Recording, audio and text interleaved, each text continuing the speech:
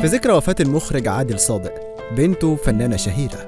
زي النهاردة 29 مارس سنة 2017 يرحل عن عالمنا واحد من أكبر المخرجين المصريين، وهو المخرج عادل صادق عن عمر 82 سنة. جمع صادق بين أكتر من موهبة بجانب الإخراج، فقدر يمتع جمهور السينما المصرية بمؤلفاته اللي نجحت جدا جماهيريا وقتها.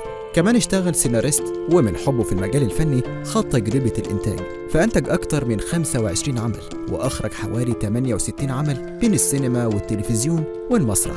جمعته قصة حب مع الفنانة الراحلة زيزي البدراوي بعد تعاونهم سوا في فيلم حب في القاهرة، لكن الجوازة ما استمرتش كتير، وبعد سنة واحدة تم الانفصال وما أثمرتش الجوازة عن أطفال. بعدها اتجوز من الفنانة الفلسطينية أسمهان توفيق، وخلف منها الفنانة وفاء صادق. أخرج أكتر من فيلم لعادل إمام، منها شباب في عاصفة، وكيف تخسر مليون جنيه، وزوج تحت الطلب.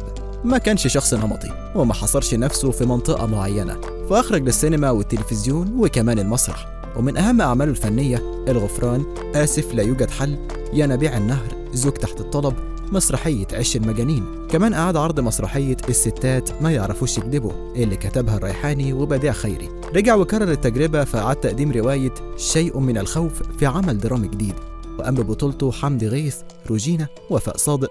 بعد ما عرفت أسماء أعمال فنية كتير قدمها لنا المخرج عادل صادق، إيه أكتر عمل فيهم شفته وحبيته؟